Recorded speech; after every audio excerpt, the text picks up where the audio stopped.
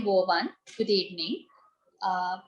Welcome to another live interview session in line with the Educational Summit 2022 planned in June. So let me just brief on this summit prior to starting the discussion.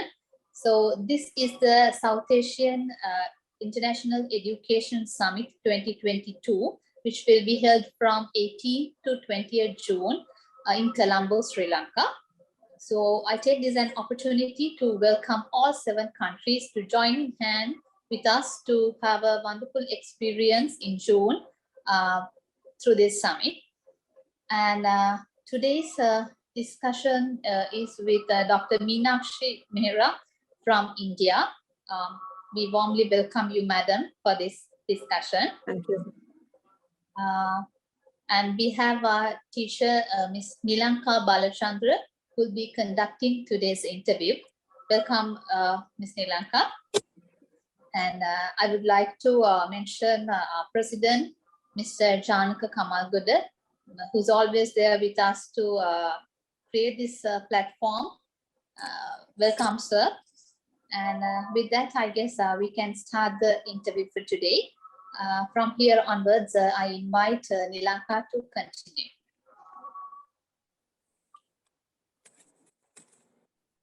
Thank you, Ms. Hassini.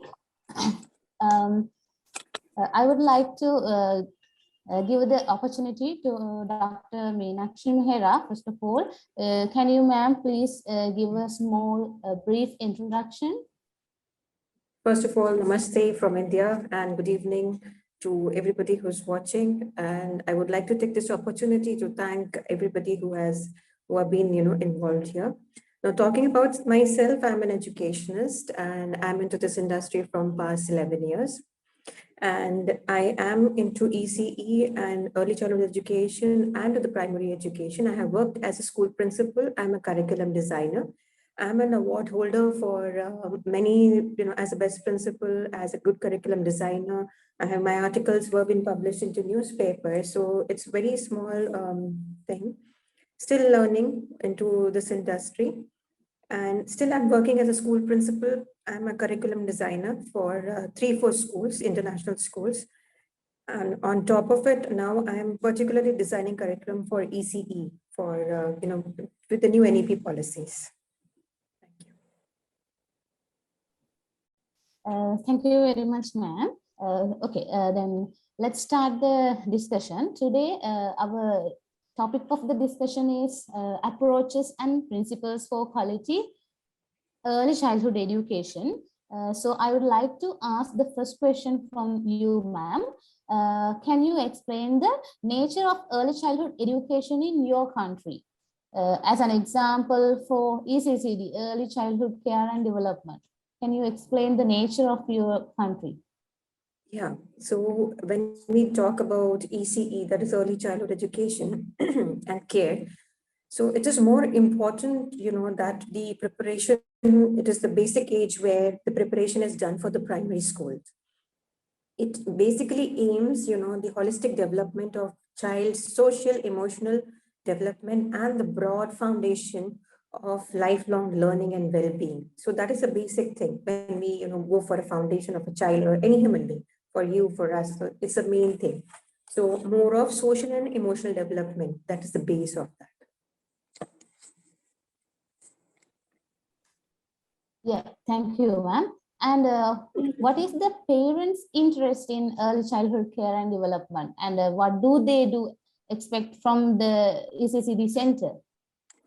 See, earlier parents were not that much involved into ECE in the previous ages, but in 21st century, which we are talking about now, nowadays parents are highly involved in the kids' education starting from the early age.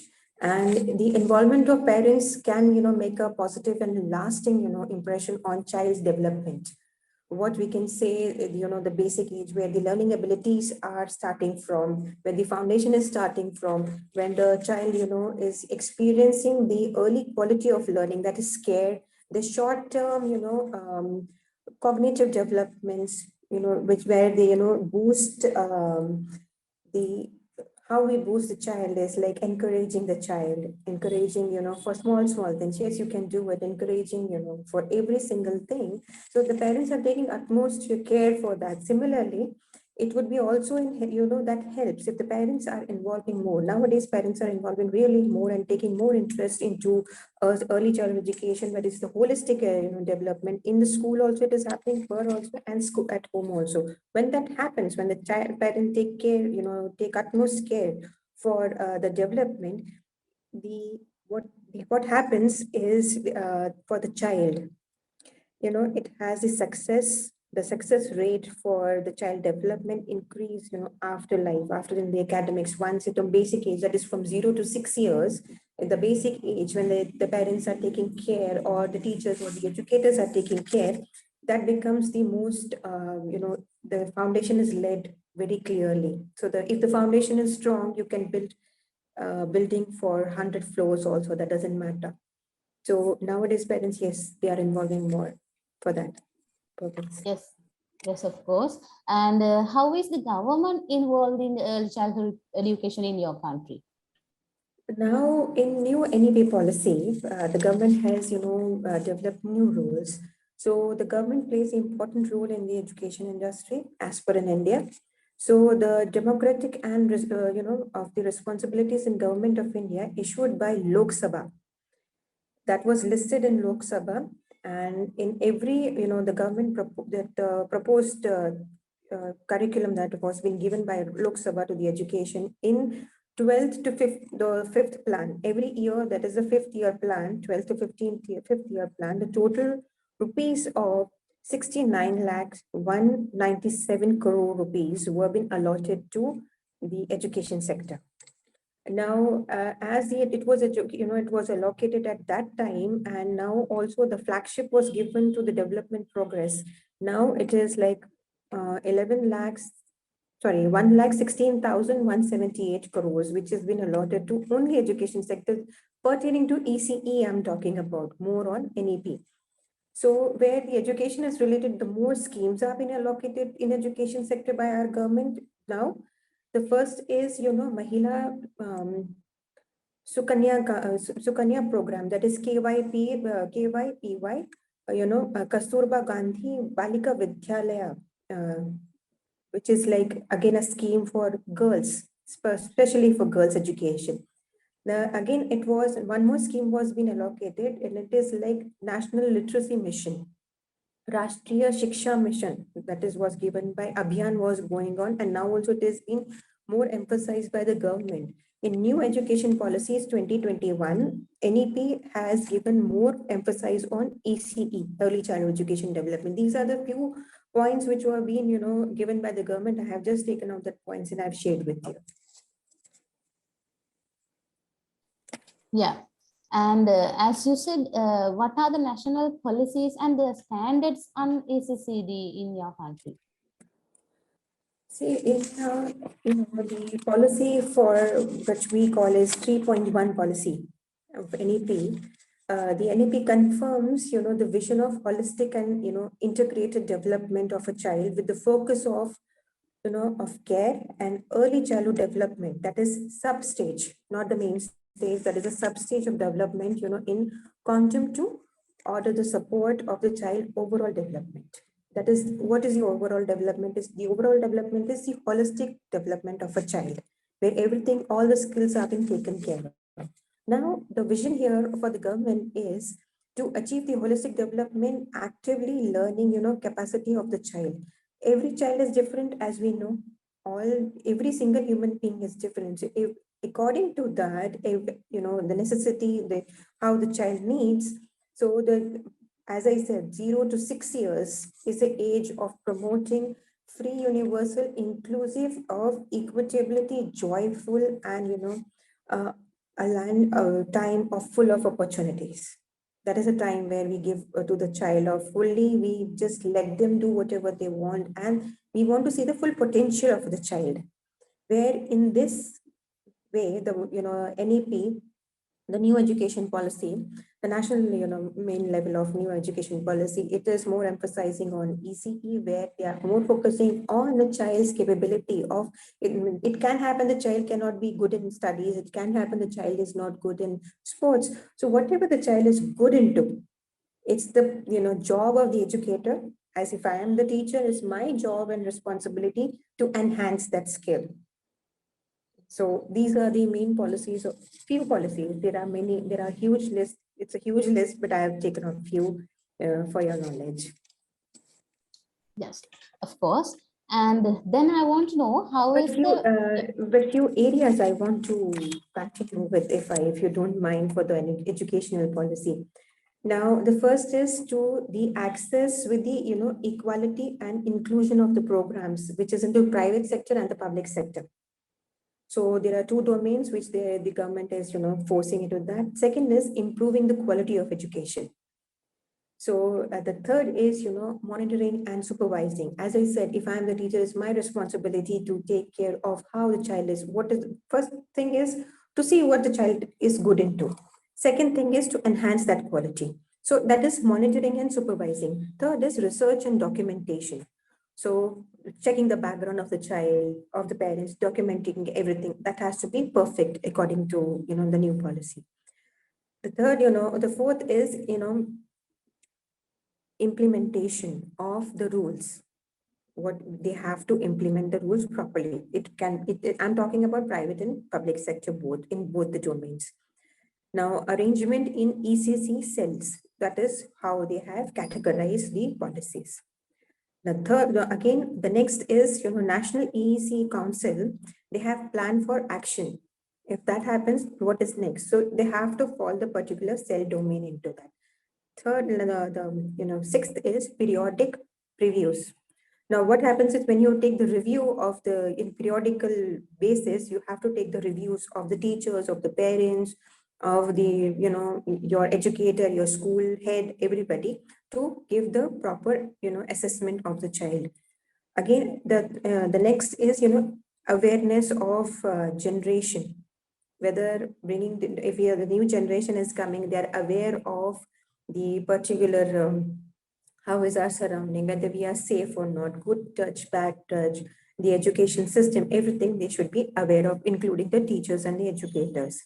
Now, the last is increased investment towards the ECE. As we are seeing in this 21st century, the more, the domain which more we are looking forward is the ECE, education. And to be very frank, the educational sector, apart from, the hospital domain, this is the more, the education sector is the second most highest domain where everybody wants to go and learn and, be a part of that. So these are the few key areas of the policies which I just wanted to share. Yes, thank you very much. Actually, a good explanation. And I want to know, how is the private sector involved in early childhood education in your country? Now, talking about private sector, it's like building blocks. It's like Legos, if that's the proper answer for that. But the building blocks for learning in the early childhood education is laid into very early age. So preschool teaching is, is very intense. If you are a preschool teacher, you can understand what I'm trying to say, because that's the early age and you have to work very hard on that. So the preschool teaching is very intense and, contribute immensely to a child's social and emotional and physical development also. So the importance of ECE in private sector especially lays the groundwork for the child for overall development. So what happens is, they provide good environment, they provide good, services according to that. That plays a very important role into that. So both, government and the private sector, both are having the same modules of how to, go for ECE in India. So, but the main thing happens in categorizing, the rural and the urban areas, different types of center services. That's the growing area, what I, say to that. So the fee structure, the services they are providing in the private sector, that all depends on their infrastructure, the services they are giving for having a daycare facility or having different, educators, special educators, it all depends on that. But the bottom line is the offerings, whatever the private sector is giving, they charge accordingly. While the government has the little less of that, comparing to the fee structure for preschools, talking about ECCD, not to the high schools. Yeah.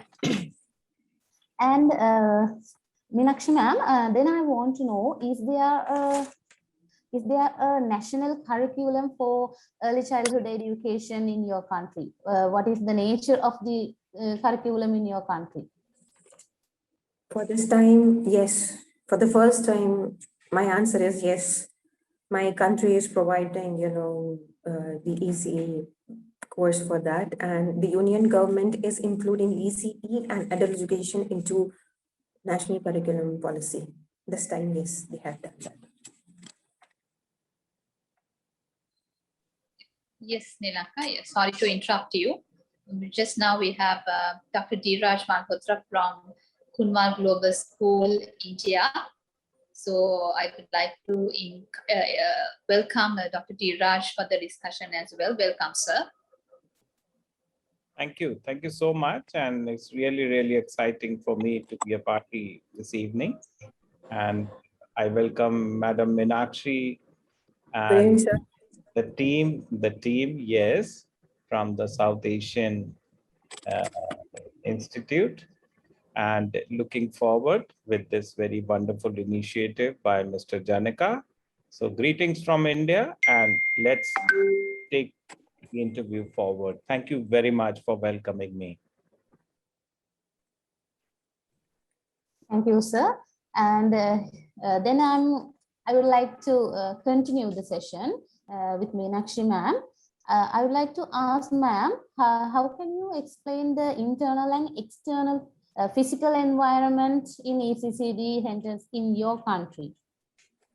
See, both internal and external environment that you're talking, right? So internal environment is a part of business environment. It's very clear from the question. So it's concerned with different factors presented within the organization. Depends from organization to organization. So, but on the flip side, the external environment is, composed of those factors which are exterior to the firm. It's only very clear from the question that it's only pertaining to making money, buying and selling merchandise. But if you want to be more specific, so I would like to answer here is the factors that is first is nature. So coming to internal factor is that is the controlled environment, and to the external environment is the uncontrolled environment. You cannot control that. It's not in your hands. The second thing which I want to emphasize is, it compresses of strengths and weaknesses in the internal environment of the sector, while into the external environment, it's all of opportunities and the threats that we should not forget. Now, third point is effects. What affects this thing? The only thing which is affected here, internal environment, is only the company. While in, the external thing is all the companies, operating sector and the industry. The three factors are, are affected with that. The last is who is bearing on that?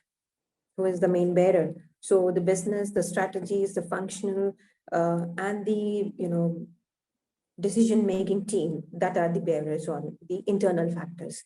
While coming to the external factors, the survival growth and the reputation and the expansion, that is the only things that are being, the bearer on, to be very, very specific, precise on that.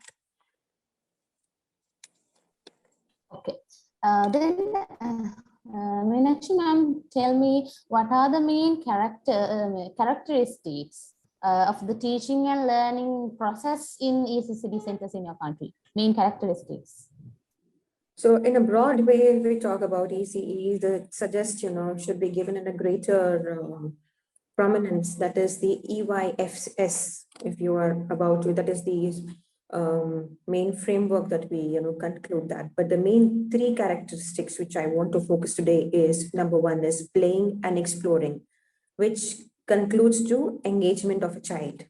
as it's a very primary age. Again, I'm saying 0 to 6 years is the basic age of a child. So playing and exploring is more important, where the engagement of the child is, being concentrated on. The second is active learning. That is how you motivate a child. If you are an educator, how you push a child in doing new activities and exploring new things into that, because we need to push that. We as an educator need to do that. The third important point is creating, creating and creative thinking. That is the major important thing where the main mind development happens, where critical thinking depends on that. So this is the main thing which, the ECE are totally based on. The three main characteristics, that's it. If you look into any curriculum, any part of India, now recently I have done my diploma course from Gary Victoria University, Australia. If you see that, if you see Indian framework, or if I see your framework, you'll come to the same thing, because it lies on three main domains of the things where a child can be developed: playing, exploring, active learning, and critical thinking. That's it. Yes. As you said in your second characteristic, I'd like to ask then, how do these ECCD teachers assess the students' performance in the early childhood care and development centers? It's how do you evaluate, a child? Assessment is an ECE is a comprehensive framework. You need to have a comprehensive framework for assessing a child. You have a different character on the three main domains of what I have, answered in the previous question. The framework, the assessment sheets are being based on that. It's only on the comprehensive type of assessment, where we evaluate the students on the knowledge and the skills, basically on skills, then to the knowledge. Knowledge can be developed once you have a skill. Yes. Then how is the parents' involvement at home for this holistic development of the children in the early childhood stage? The first thing is, I want to tell you that if a person, if anybody is asking about holistic development, he needs to understand the meaning of what is holistic development. Then we can answer that question. So holistic development means socially, emotionally, physically, intellectually, and spiritually, all type of developments all together. That is called holistic development. Here, what happens is nowadays parents are more involved, as I said. So initially parents were not involved into the activities and what is going on to the school. They were just like, okay, you go and come back. But now they are more involved into what is happening in the school, how the teachers are, taking the activities, what my child has learned today, something new. And same thing, but how do they, improve certain things at sitting at home? So here the parents take the child's passion and turns into learning opportunities by doing small activities at home also. With doing that, what happens, they enhances, there is an enhancement in the skill development. So creating a comfortable and safe environment for the child and connecting themselves with them, that, creates a lot of impact, what I can say, for a child's life. And it can help, in learning. It can really, push that child to do miracles.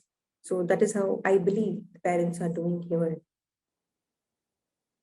Yes, I also totally agree with you, ma'am. And then can you tell me what are the minimum qualifications of early childhood care and development teachers in your?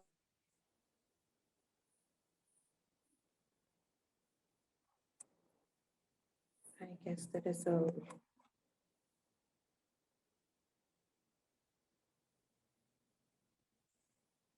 Rasini, can you just repeat the question for me, please? I guess she's on a glitch.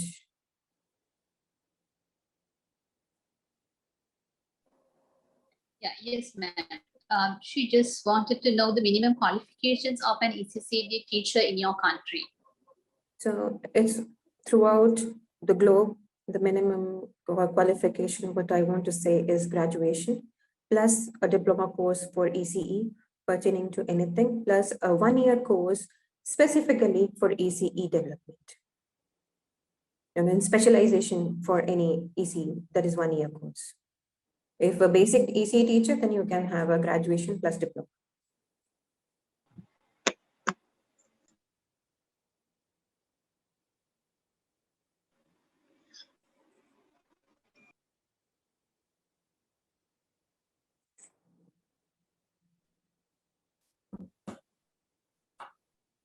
I'm sorry, ma'am.